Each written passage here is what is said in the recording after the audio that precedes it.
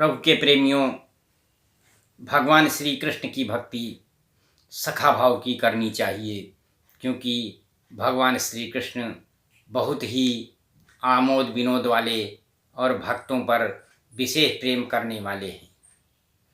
भगवान कृष्ण तो इस प्रकार के हैं कि जहाँ पर काम है चलता, न तीरों व कमानों से विजय नटवर की होती है, वहाँ मुरली की तानों से।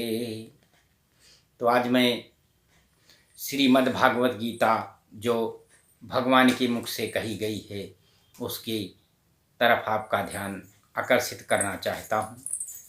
भगवान श्री कृष्ण ने गीता का जो अर्जुन को उपदेश दिया था वो आपको पूरा जीवन देने के लिए गीता के कहते हैं एक श्लोक का भी आप अगर पालन करें तो आपका जीवन सार्थक हो जाएगा। गीता में चलते हैं। आइए श्रीमद् भागवत गीता के पहले अध्याय का महात्म बताता हूँ। पार्वती जी ने कहा कि भगवान आप सब तत्वों के ज्ञाता हैं। ये पार्वती जी भोलेनाथ जी से कह रही हैं कि आपकी कृपा से मुझे श्री विष्णु संबंधी नाना प्रकार के धर्म सुनने को मिले हैं जो समस्त लोक का उद्धार करने वाले हैं। देवे सब मैं गीता का महात्म सुनना चाहती हूँ, जिसका श्रवण करने से श्री हरि में भक्ति बढ़ती है। श्री महादेव जी बोले, जिनका श्री विग्रह अलसी के फूल की भांति श्याम वर्ण का है, पक्षी राजगरुण ही जिनके वाहन हैं, जो अपनी महिमा से कभी च्युत नहीं होते तथा शेषनाग की सैया पर शयन करते हैं, उन भगवान विष्णु की हम उपासना करते हैं। एक समय की बात है जब मुरदैत्य के नाशक भगवान विष्णु शेषनाग के रमणीय आसन पर सुखपूर्वक विराजमान थे। उस समय समस्त लोगों को आनंद देने वाली भगवती लक्ष्मी ने आदरपूर्वक प्रश्न किया। लक्ष्मी जी ने पूछा कि भगवान, आप संपूर्ण जगत का पालन करते हुए भी अपने ऐश्वर्य के प्रति उदासीन से होकर जो इस क्षीर सागर में नींद ले रहे हैं, इसका क्या कारण है?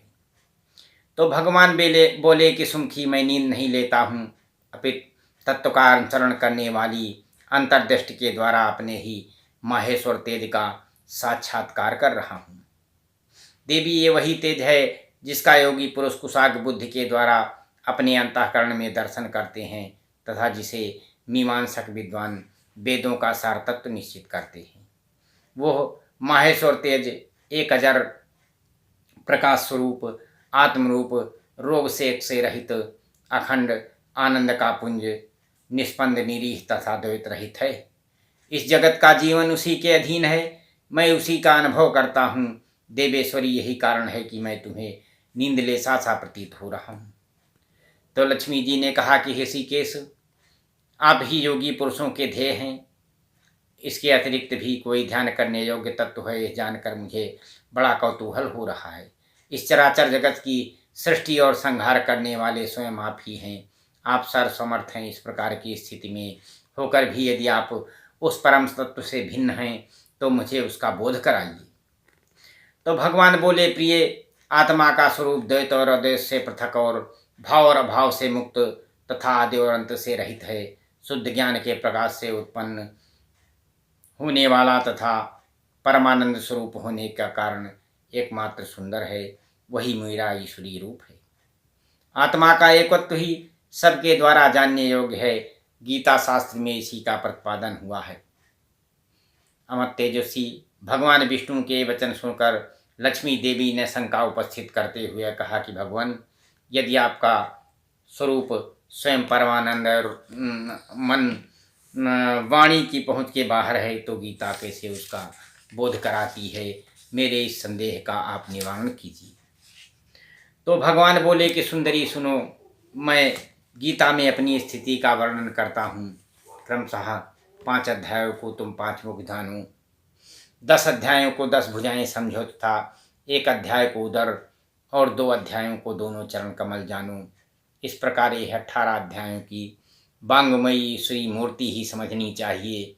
यह ज्ञान मात्र से ही महान पातकों का नाश करने वाली है।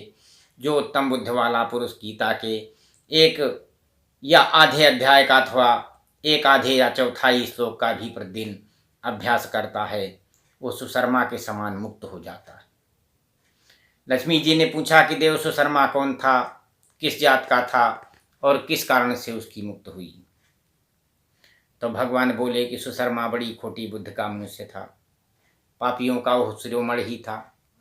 उसका जन्म वैदिक ज्ञान से शून्य एवं क्रूरतापूर्ण कर्म करने वाले ब्राह्मणों के कुल में हुआ था। वो न ध्यान करता, न जप, न होम करता, न अतिथियों का सत्कार करता। वो लंपट होने के कारण सदा विषयों के सेवन में आसक्त रहता था। हल जोतता और पत्ते बेचकर जीविका चलाता था। उसे शराब पीने का भी व्यसन हो गया था तथा वो मांस भी खाया करता था। इस प्रकार उसने अपने जीवन का बहुत समय व्यतीत कर दिया। एक दिन मूढ़ बुद्ध सुशर्मा पत्ते लाने के लिए किसी ऋषि की वाटिका में घूम रहा था। इसी बीच में भयंकर सांप ने उसको काट लिया। सुशर्मा की मौत हो गई। वो उसके बाद अनेक नरक के यातनाएं भोग कर मृत्युलोक में लौट आया और वहाँ एक बैल हुआ। एक पंगु ने अपने जीवन को आराम से बिताने के लिए उसे खरीद लिया और उसके पीठ पर पंग का भार ढोते होते बहुत 7-8 साल बिताए। एक दिन उस लंगड़े आदमी ने किसी ऊंचे स्थान पर बहुत तेजी के साथ उस बैल को घुमाया और इससे वो थक कर पृथ्वी पर गिर गया और मूर्छित हो गया। उस समय वहाँ बहुत से लोग इकट्ठा हो गए। किसी पुण्यात्मा ने उस बैल का कल्याण करने के लिए अपना पुण्य दान किया। तत्पश्चात कुछ लोगों ने भी अपने अपने पुण्यों को याद करके उसके लिए दान किया। उसी भीड़ में एक वेश्या भी खड़ी थी। उसे अपने पुण्य का पता नहीं था, तो भी उसने लोगों की देखा देखी उस बैल के लिए कुछ त्याग किया। तब यमराज के दूत उस मरे हुए प्राणी को पहले यमपुरी ले गए और वहाँ यह विचार कर कि वह वेश्या के दिए हुए पुण्य से पुण्यवान हो गया है, उसे छोड़ दिया। फिर वह पृथ्वी लोक में लौट आया और उत्तम कुलशील वाले ब्राह्मणों के घर में उत्पन्न हुआ। उस समय भी अपने पूर्व जन्म की बातों का स्मरण बना रहा। वो बहुत दिनों के बाद अपने अज्ञान को दूर करने वाले तत्व को जानने के लिए उस वेश्या के पास गया और उसके दान की बात बतलाते हुए उसने पूछा कि तुमने कौन सा पुण्य दान किया था। उस वेश्या ने उत्तर दिया कि वो पिंजरे में बैठा हुआ एक तोता है, वो कुछ पढ़ता है और उसके सुनने से मेरा अंतःकरण पवित्र हो गया है। उसी पुण्य का दान मैंने तेरे लिए किया था। इसके बाद उन दोनों ने तोते से पूछा। तब तोते ने अपने पहले के जन्म का स्मरण करते हुए कहना आरंभ किया। कहा कि पूर्व जन्म में मैं विद्वान होकर भी विद्वता के अपमान में बहुत ज़्यादा अपमान मेरे ऊपर रहता था। मेरा राग द्वेष इतना बढ़ गया था कि मैं गुणवान विद्वानों के प्रति भी ईर्षा करने लगा। फिर समय के अनुसार मेरी मृत्यु हो गई। मैं अनेक लोकों में भटकता हुआ फिरा और सदगुरु की अत्यंत निंदा करने के कारण तोते के कुल में मेरा जन्म हुआ। पापी होने के कारण छोटी अवस्था में ही मेरा माता पिता मेरे मृत्यु को प्राप्त हो गए। एक दिन मैं गर्मी में तपे हुए रास्ते में पड़ा था।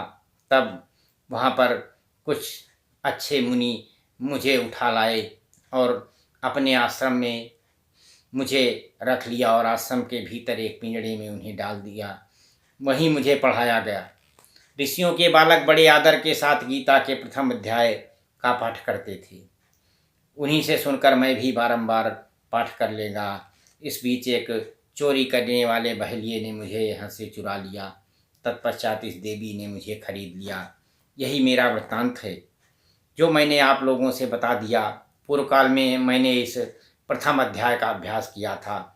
इससे मैंने अपने पाप को दूर किया और उसी से इस वेश्या का भी अंतःकरण शुद्ध हुआ और उसी के पुण्य से ये दुष्श्रेष्ठ सुशर्मा भी पाप मुक्त हुए हैं। इस प्रकार उन लोगों ने गीता के प्रथम अध्याय की महात्मा और प्रशंसा करके तीनों अपने घर पर निरंतर गीता का पाठ करने लगे और समय आने पर वो ज्ञान प्राप्त करके मुक्त हो गए। इसलिए जो गीता के प्रथम अध्याय को पढ़ता सुनता था, अभ्यास करता है, उसे इस भवसागर को पार करने में कोई कठिनाई नहीं होती। अब मैं आगे के लिंक में गीता के प्रथम अध्याय की आवृत्ति के लिए आपसे अनुरोध करूंगा कि आप लोग उस लिंक को भी सुने, ताकि आपको गीता के प्रथम अध्याय के महात्म की आपको पूरे फल की प्राप्ति हो। श्री कृष्ण गोविंद हरे मुरारे, हे नाथ नारायण वासुदेवा, हर हर महादेव।